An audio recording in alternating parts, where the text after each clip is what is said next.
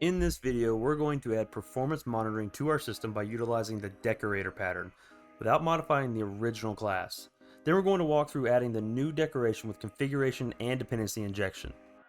Hey, it's Justin Colson with SparkPoint University, where we aim to provide the advanced techniques that will take your skills to the next level. If you're new here, be sure to hit the subscribe button below and keep in mind that all links we discuss will be provided in the description. So let's jump right in. There are a number of common design patterns that provide solutions to common problems. The one we're going to demonstrate today is the Decorator pattern. The Decorator pattern allows behavior to be added to individual objects dynamically without affecting the behavior of other objects from the same class. This means that instead of altering current class files to add new behavior, we can utilize the decoration pattern to provide new functionality to the system. A common advantage is that we can independently test the new code, dynamically add new functionality using any amount of business logic, and keep a clean separation of concerns. Think single responsibility principle. In contrast to adding logic directly to our classes, decoration provides a cleaner and easier way to maintain code. So let's get into it. So in a previous video, I created an ISqlExecutor.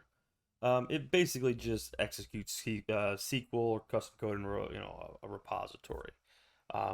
One thing I'd kind of like to do is over time, I'd like to know, okay, what is my performance looking like on this ISqlExecutor?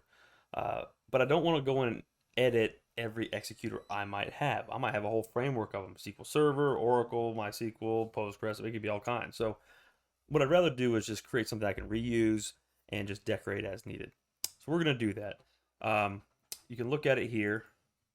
You can see what I have. I could technically put it, this code like start stopwatch here, and then do a stop somewhere in here, and then return that somehow. But I don't see a lot of value in that personally. So mainly because I have to add it to every ISqlExecutor that I implement. I don't want that. So, and I have to inject more information here. So this is a very small class. It has one purpose, and it's doing that purpose great. So we're going to add a new one on top of it and show you how decoration actually works. The question really becomes where we put it. So we already have this extensions.sql, and that's what we're going to make this. We're going to make this an extension that we can elaborate on. So what I'm going to do is I'm going to come in here, and I'm going to go ahead and start creating another class. So I'm going to say internal class performance monitoring ISqlExecutor. Okay. And first thing I need to inject is another executor. So decoration means I take one executor and then I'm going to wrap it with another executor. And I can keep wrapping and wrapping and build layer upon layer upon layer. If you want to see a good example of this, the .NET framework actually does this kind of decoration with HTTP client. So if you use HTTP client, there's actually this request service, almost the handler, the actual message handler they have, actually has a bunch of wrappers all the way around it, which is kind of neat. So and you can actually see how it does logging in there and all these different things. And so if you ever wanted to remove some of those default aspects, you actually have to go in and create your own decorations. But it's a neat example. You can look it up on their GitHub, and I recommend kind of doing research into that type of stuff. But for now, we're not going to do anything that complicated. We're just going to insert a single ISqlExecutor. Call this an inner executor.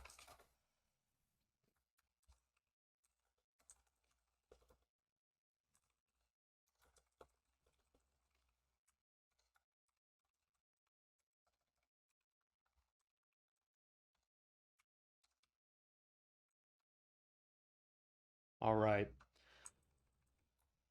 So let's go ahead and implement this class. What we're going to do is we're going to use the stopwatch. That's in diagnostics. So we're going to say stopwatch. We'll just go ahead and import this. Watch stopwatch dot start new. Great. Then we're going to actually run our previous executor, so our internal one. So we're going to say await inner executor dot execute async, and we pass in our action. Of course, we need to store the results. Let's say results. Okay. Next step then is once it's completed, we want to stop our stopwatch. So we're going to say stop. And then we're going to have to do something with it. We could throw it into a console, we could log it, but we don't have a logger in here. I guess we could inject one if we wanted to. but I want to make this a little bit more open-ended. So what I really want to do is pass in a kind of a delegate, right, or some kind of function that I can call as and use as a callback um, to my dependency injection aspect. So what we can do is create a delegate here, and so let's create a delegate that we can inject, and we'll call this let's say delegate. What do we want to call it? On monitor complete.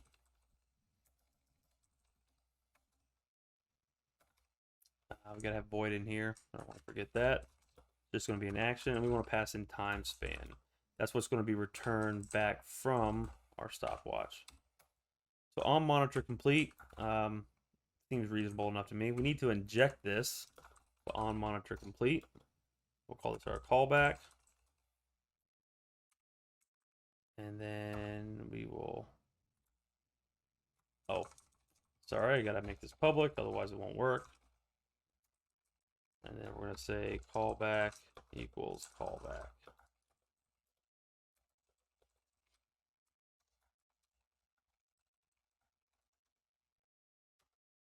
Perfect. So now that we have our callback, we can then pass in our watch.elapsed time. And finally, we'll return our results. That's it. We really don't have to do a whole lot past that. However, I think we want to make this a little bit easier because I made it internal. You'll notice I made it internal up here. I didn't really explain that. This is a class that I don't necessarily want people to inherit from or really use directly. That's not really the goal. So instead, what I'm going to do is I really want to simply, I want to hide this and then make it public through an extension method. The way I'm going to do this, I'm going to use a very simple method for now. I'm going to use a library called Scrutor, and we'll go ahead and add that in here.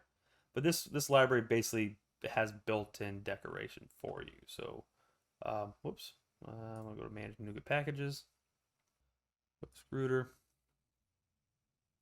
There it is. We're going to install the latest stable. All right. And then up top here, we're going to go public static ISqlExecutor. And it's not actually here. We don't want to put it here. This is actually the executor extensions for ISqlExecutor. What I really need to do is move this out. And I need to put it under iService collection extensions. This is the one I want to put it under. Public static iService collection. Add performance monitoring.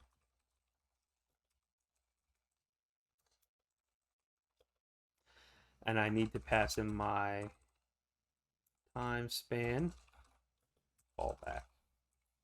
What is it going to do when we do a callback? We actually don't need to directly use our delegate either. We don't actually need to use that. We're just going to create that delegate. It's kind of an internal mechanism to this library. So first things first, we want to now decorate the class. So let's first do that. We're going to say decorate. And we're going to decorate everything with performance monitoring SQL executor.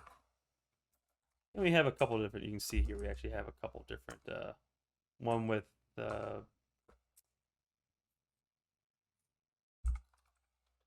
what we're going to do is we're going to decorate this. And we want to decorate all ISQL executors with this class. So make sure that you have the service interface at the front. That's important. And then we'll close it off.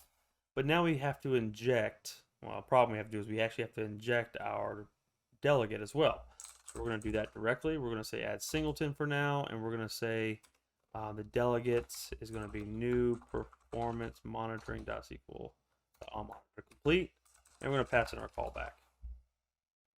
And after that, we just return back the services. Okay, so now we have our performance monitoring all set up. What we need to do now is actually use it. So let's go to program. And what we're going to do is we're going to add it just right here below add SQL Server Executor.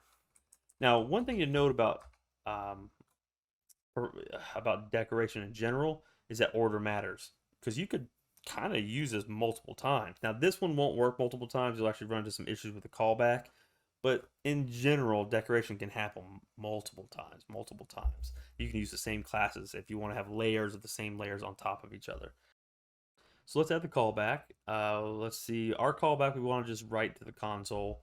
So we're going to basically say elapsed, let's say system.console.writeLine, and we're going to say elapsed time is going to be elapsed. Yeah. In fact, I don't even know if I want to write line. Why don't we just do write? It might seem a little odd, but you'll see here in a minute why this might make sense. So here we go. We added performance monitoring. This is now built in and kind of hard coded. So let's hit F5 and see what we see. Well, look at there. Elapsed time, 2.76 seconds. And the elapsed time of adding product B is 0.12 seconds. But there you go. We actually have our elapsed times right there in my console. So instead of doing write line, I just did a write so that the next line that got written, it'll be a part of that line. So I thought that was pretty handy. All right. But what if we want to make this configurable? All right. Well, we typically do that in web applications with app settings.json when using .NET Core. But I think that's what we should do. What we're going to do to make that happen is first thing we need to do is we need to add our dependencies, which is the configuration namespace. Let's get that added in. There we go, sitting right there on top. We'll add this one in. We'll also add the JSON one. We'll add JSON. JSON one is used for the app settings.json, obviously. Both added. Now let's add a JSON file. Object. JSON. And we will just do app settings.json to keep it consistent with .NET Core. I should have used that one, but it's still a JSON file, so we're okay. I used the wrong one. What we want to make sure of is that it's getting copied.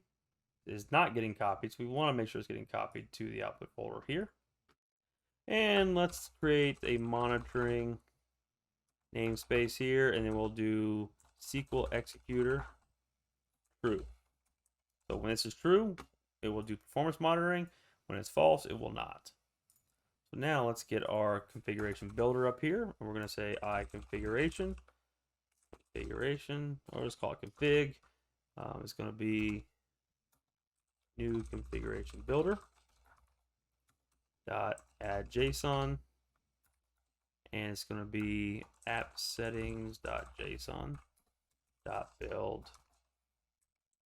There we go. Probably ought to pass it into this configure method. And of course, I gotta actually put it down here. So IConfiguration. Config.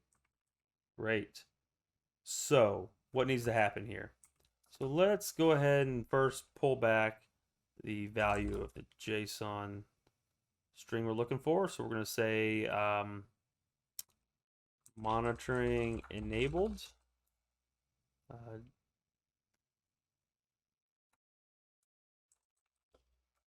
String, we'll say value equals big monitoring ISqlExecutor.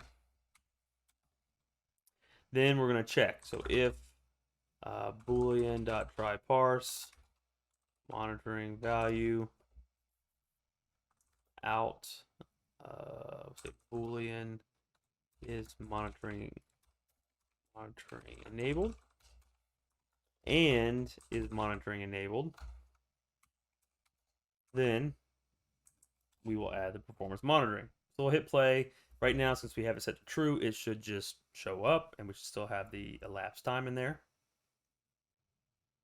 Elapsed time still shows up. That's great. We'll change it to false. It should not show up. And now it's disappeared. So we have successfully made this so that it can be configured, at least on startup, to be turned on and off. Now, you could take this a step further. There are a number of ways to perform this action. We could actually make it so that it uses iOptions monitor to be able to actually, check real time. So you can change the app settings, and it's, dynamic. We'll do that in a different video. but at least here you can see that you can make it configurable and make it a dynamic system. In this video, we added a new class specifically for monitoring the performance of our SQL statements. We then made it so that the code was dynamically configurable using .NET Core's dependency injection framework. By adding the separation from the primary class, we wanted to alter we can configure the monitoring code to be turned on off through simple configuration. We can also reuse this decoration for any other implementation of the ISqlExecutor in the future. This provides a huge benefit to our code base, providing a cleaner approach to changing functionality. Thank you for watching. Don't forget to subscribe and like this video. We'll see you next time.